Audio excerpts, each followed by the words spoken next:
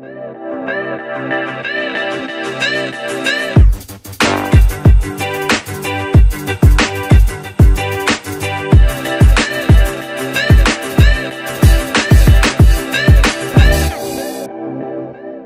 erimni jinsiy holati tepasida, pastida husnbuzarga o'xshagan narsa chiqqan. 6 oy bo'lib qoldi. Uni qanday davolasa bo'ladi? Televizorda prostamol una tabletkasi juda ko'p reklama qilinadi. U shunchalik foydali.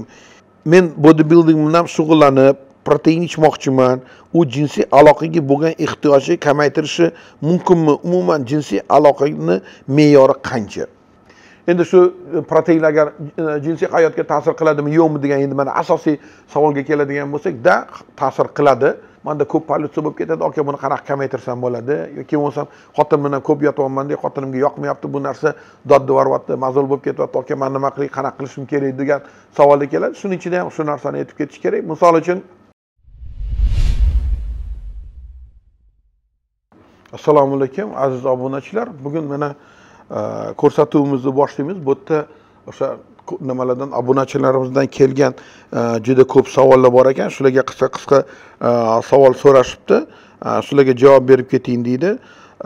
Birinchi savolimiz: doktor erimni jinsiy holati tepasida, pastida husnbuzarga o'xshagan narsa chiqqan. 6 oy bo'lib qoldi. Uni qanday davolasa bo'ladi? Birinchi bo'lib husnbuzar deb endi noto'g'ri gapirilyapti. Husnbuzar degan narsa bu yuzga chiqadigan narsa. Bu olat buzar bo'lsa kerak. Shu to'g'riroq aytadigan bo'lsa, bu olatni oldiga chiqadigan yarachalar ko'pincha jinsiy aloqadan o'tadigan kasallikdan emasmi deb qo'rqishimiz kerak. Har qanaqa doktorning miyasida birinchi o'sha frambeziya, sifilis, shunga o'xshagan vich kasalliklar mashla turish kerak. Oldin uyda sharoitida davolash, nima qilish degan narsa bu juda xato bo'ladi. Oldin uni anamneza deydi, o'sha so'rash kerak. Birov bilan aloqada bo'lganmi yo'qmi? Sizga baribir yetmaydi, men bo'lganman yoki bo'lmaganman deb. O'zi uni husnbuzar degani uchun o'zi shunaqa deb o'ylagan. Buni husnbuzar degani, masalan, sizni gapingizda bo'lsa, bizda folikulyat aytadi. Ya'ni nima choch tolasini tagidagi ildizchasini shamollash. U birpas bo'lib bir necha kunda o'tib ketadi. 6 oy yurmaydi. O'sha ko'pincha yazva bo'ladi. Bu demak qanaqadir tagida omili bor. Shuning uchun buni tezroq borib mutaxassisga, eng yaxshi dermatovenerologga ko'rsatish kerak. O'sha yerda maxsus testlarni topshirgandan keyin bu yaracha nimadan kelganligini bilib, undan keyin unga davo berish kerak bo'ladi. Shuning uchun juda xavfli narsa. Doktor, televizorda prostamol una tabletkasi juda ko'p reklama qilinadi. U shunchalik foydalimi? Men masalan juda shu narsadan o'zimni tiyardimki, bitta dorini yomon yoki yaxshi deyishdan hech kimga ham reklama qilish yoki bular bo'lmas narsani aytish qiyin, lekin shu narsani aytmoqchimanki, mani bir domlam o'sha Amerikada, keyin Rossiyada ham shunaqa bir aytilgan, кто лечится даром, тот лечится даром degan. Ya'ni preparatlarning ichida shunaqa arzon lekin juda ko'p reklama qilinadigan bo'lsa, uni shunchalik shubhali deb qaragan yaxshiroq bo'ladi. Keyin bu nimani dorini asosida Serona repins degan o'sha nimani palma bor, amerikanskiy palma deyiladi. Ko'proq Floridada, o'sha Janubiy Amerikada o'sadi. Shuni nimasidan tayyorlanadigan dori hisoblanadi. Bu haqiqatda nimani ichida odamlardagi prostata bezini ichidagi testosteronni kamaytirishga uni foydasi bor. Buni alfa reduktaza deymiz, shuni ingibitor hisoblanadi. Endi bu qanaqa qilib prostamol uni sizga jinsiy faoliyatni kuchaytirib qoladi? Buni bir qanaqadir mexanizmi to'g'risida o'ylaydigan bo'lsak, men endi o'zim patofiziologman, yaxshi bilaman. Nimani masalan prostata bezini kanaliga keladigan o'sha praktin kanallarni, kalsiy kanallarga, undan keyin estrogenni o'sha aromatizatsiyasiga qisqa bo'lsa ham buni ta'siri bor. Buni ko'rsatilgan ilmiy ishlar bor, boshqa bor, lekin bu sezilarli darajada sizda jinsiy hayotda yaxshilaydi. Sezilarli joyda masalan prostata bezini shamollashini olib, uni hajmini qisqartiradi degan, masalan men o'sha qilingan ilmiy ishlarda yoki o'zimizni bir hayotimiz davrida qabul qilingan o'sha faqat prostamol unani emas, shu Serona repins, o'sha original preparatlarida ham, boshqalarida ham men ko'rmaganman. O'sha Serona repins kopiyalari juda ko'p. Ular juda ko'p yillardan beri, men agar adashmasam birinchi o'sha 80-yillarda men shu bemorlarni davolash boshlagan bo'lsa, shundan beri bilamanki, o'sha seronorepensni preparatlari meditsinada bor, ular hech biri unaqa katta bir qanaqadir adenoma prostata bo'lganda ham hozir prostatani xofli giperplaziyasi deb aytiladi, prostatit kasalligida ham yaxshi effekt berganini masalan ko'rgan emasman. Men bodybuilding bilan shug'ullanib, protein ichmoqchiman. U jinsiy aloqaga bo'lgan ehtiyojni kamaytirishi mumkinmi? Umuman jinsiy aloqaning me'yori qancha? Birinchi bo'lib, proteinlar to'g'risida juda ko'p gapiramiz. Ras shunaqa bo'ldi, demak o'sha ko'rsatuvlarni ko'rmagan odam deb men bilaman. O'sha obunachi, yangi yoki bo'lgan obunachilardan bittasi. Birinchidan har qanaqa proteinlar bu kimya. Biza o'sha zalda ko'pincha men aytamanki, trenerlarga, shu trenerlarni bariga deyman. Ya'ni bular o'zi trenerlikdan tashqari bir narsani sotishdan, undan qanaqadir foyda olishga juda qiziquvchan hisoblanadi. Shuning uchun zalga kelsangiz, albatta sizga qanaqadir dorilar, даже doktor bo'lmasdan turib, o'sha nimaga kelgan o'zini shogirdiga, o'sha trenirovka qilmoqchi bo'lgan bolaga dorilar berib yuborishadi. Bu dorilarning ichida bilasizmi, o'sha somatropin gormon ro'sti deymiz yoki har xil anaboliklar, steroidlar, shunaqa dorilar ko'p berib yuborishadi. Bu dorilarni nojo'ya ta'sir bo'ladimi bolada? Keyin bularni bolani kelgusi hayotiga nima ta'sir qiladi, u bilan ishi yo'q. O'sha beradigan, oladigan qanaqadir 5 tiniga ishqiboz bo'lib, massa olasan, u qilasan, bu qilasan deb dorilar berib yuborishadi.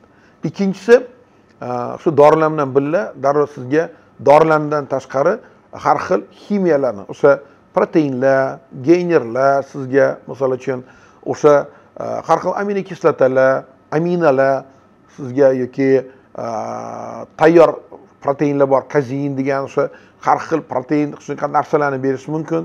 Kreatinin berishi mumkin sizga, glutaminat berishi mumkin. Juda ko'p narsalar berishi mumkin. Endi olib qaraydigan bo'lsangiz, bu hammasi ximiya baribir. Baribir ximiya. Agar sizni doktor ko'rmagan bo'lsa, tekshirmagan bo'lsa, sizda shu dorilardan, shu qabul qiladigan narsalaringizdan nojo'ya ta'sir bo'ladimi, yo'qmi, bilmasdan turib berish, bu albatta muammoga olib kelishi mumkin. Shuning uchun bu narsalarni vrach bilan maslahatlashib qabul qilishni birinchi bo'lib maslahat beraman. Nima nojo'ya ta'sir bo'lishi mumkin? Birinchi allergiya. Даже mana whey o'sha eng yaxshi vitamin nimadan proteinlar chiqaradigan kompaniyalardan bittasi amerikanskiy, men o'sha ko'p o'shani qabul qildiramiz. Amerikada bilasizlar, o'sha ko'p sportmenlar bilan birga ishlaymiz, boshqa qildiramiz. Shu whey proteinlarni ham individual holatda allergiyalar bo'lgani, o'sha qaysi birinchida chokolad, qaysi birinchida vanila bo'ladi, o'sha unga ham, bunga ham даже allergiya bo'lishi mumkin. Qabul qilganda ko'ngillar qusishi mumkin, badanga narsalar toshishi mumkin. Bu demak individual neoperisam, laktoza degan narsa bor, nimalarning ichida laktozani perinasit qila olmaydiganlar bor. Uni ichida har xil sostavlar ichida bo'lgan narsaga allergiya bo'lishi mumkin. Uni o'sha neoperinasitda bo'ladigan bo'lsa, sizda muammo chaqirib qo'yishi mumkin. Keyin o'sha ko'p aytiladi, masalan, L-karnitin, L-guanin, L-tirazin bular to'g'risida men juda ko'p aytib o'tirganman, boshqa qilganman. O'sha odamlarni metabolizmini oshirishda, keyin o'sha jinsiy muammolarni davolashda, bepushtlikni davolashda ham ularni ko'p qo'llaymiz. Lekin agar sizda shu kamchiligi bo'lmasa, defitsit holati bo'lmasa, даже sizga nima keragi bor u narsalarni qabul qilish, mana shu to'g'risida ketyapti. Agar siz professional o'sha bodybuilding bilan shug'ullanmasangiz, musobaqalarga chiqib nima qilmaydigan bo'lsangiz, sizga nima kerak bor? Agar chiqadigan bo'lsangiz musobaqalarga, unda albatta doktoringiz bo'lishi shart. Trener gapi bilan emas, o'sha doktor gapi bilan to'g'ri ovqatlanib, to'g'ri o'sha dorilarni, ximiyalarni qabul qilish kerak. Har qatda bugun dunyoda chempion bo'lish uchun deymiz, farmatsevtikani yordamisiz bir qanaqadir natijalarga erishish bu juda qiyin va mumkin emas hisoblanadi. Shuning uchun o'tiriladi, nima doping, nima dopingga emas, nimani qabul qilsa bo'ladi, nimani qabul qilmas. Bu sport turida qatnashayotganda shu faqat bizni ko'ribgina keyin o'sha uni olamizda qabul qilish bo'lgan, qabul qilish bo'lmagan spiskasi bor dorilarni. Shunga kiradimi, yo'qmi? Bu narsani bu turda sportda qabul qilish mumkin, mumkin emasligini bilib turib, undan keyingina shunga maslahat bersak bo'ladi. Endi shu proteinlar jinsiy hayotga ta'sir qiladimi, yo'qmi degan endi mana asosiy savolga keladigan bo'lsak, ta'sir qiladi. Sportsmenlarda, atletlarda buni gapirib o'tganmiz, jinsiy aloqa yaxshiroq bo'ladi. Lekin siz bodybuilding bilan shug'ullanayotgan bo'lsangiz, steroidlar yoki haligi har xil anaboliklar qabul qilib qo'yadigan bo'lsangiz, bu nabarot sizni jinsiy faoliyatingizni yomon qiladi, odatni kichkina qilib qo'yadi, ya'ni o'sishdan to'xtatib qo'yadi, keyinchalik bepushtlikka, jinsiy zaiflikka olib keladi.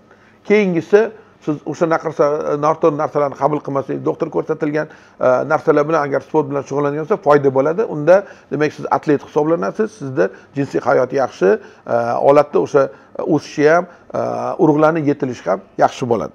Va o'sha umuman jinsiy me'yorni to'g'risida gapiriladigan bo'lsa, jinsiy me'yor bu degani bu hammada individual holatda bo'ladi. Kimda bir haftada bitta ikkita bo'lsa ham bu normal hisoblanadi, kimda 5-6 marta bo'lib ham bir kechada 5-6 marta bo'lsa ham normal hisoblanadi. Buni shkala deymiz, o'sha temperament shkalasi deyiladi. Ikkitadan o'sha 5 ta 6 tagacha ekseslar bilan har kunligi jinsiy aloqagacha bo'lishi mumkin. Yosh katta bo'lgan sari bu sekin kamayib boraveradi. Butkul o'sha regular jinsiy aloqada yashovchi oilalarda ustovni fiziologik ritm deyiladi. Shartli fiziologik ritm hosil bo'ladi. Shu shartli fiziologik ritm qancha bo'ladigan bo'lsa, o'sha maksimal ekseslar yoki o'sha aloqalar shunga qarab turib androlog yoki seksopatolog qabulida sizga aytishi mumkin bo'ladi.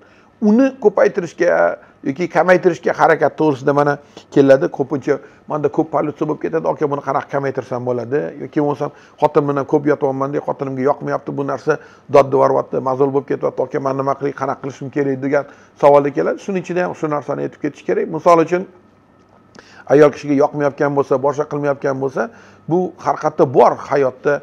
Juda kam bo'lsa, mayli milliondan bittami, 100 milliondan bittami, baribir shunaqa erkaklar borki, bitta xotin kamlik qiladigan, ikkita olish kerak, 3 ta, 4 ta. Islomdan bilamiz bu narsani. Shuning uchun inkor ham qilmaymiz. Masalan, men hayotda bunaqa odamni ko'rmagan bo'lsam, mana savollar keladi, mana shunaqa menga kamlik qiladi. Demak, shunaqa narsalar bor, bo'lishi mumkin.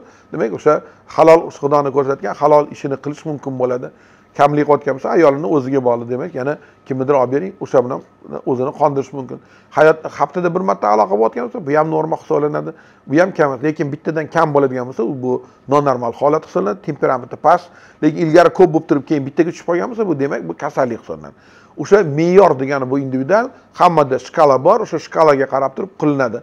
Agarda shubhangiz bo'ladigan bo'lsa, o'zingizda shunaqa kamayib ketishayotganini sezayotgan bo'lsangiz, unda albatta seksopatologga yoki andrologga murojaat qiling. Bu sohani biladigan mutaxassislar sizdagi o'sha qabul qilingan dorilar yoki o'sha qabul qilingan proteinlar yoki ximiya deb aytamiz, shuni ta'siridan balki muammo bo'lgan bo'lsa, uni chiska deb aytiladi. O'sha bodybuildinglarni tilida, demak, chiska qilib buni tiklash mumkin bo'ladi. Ko'pincha uzoq vaqt o'tib ketib qolmagan bo'lsa, hozir shu yaqin o'rtada steroidlar, anaboliklar bilmasdan qabul qilingan bo'lsa, tezroq qilingan uni orqasidan o'sha chiska bizning tilda o'sha kamchiliklar, noto'g'ri qilingan harakatlarni to'g'rilash, balansировать qilish gormonlarni bu o'sha nojo'ya ta'sirlarni minimallashtirish yoki undan qutulib ketishga olib keladi. Gapim yoqqan bo'lsa, like tugmachasini bosib, o'zingizni atlet do'stlaringiz bilan birga ulashish yodingizdan chiqmasin. Xayr do'stlar.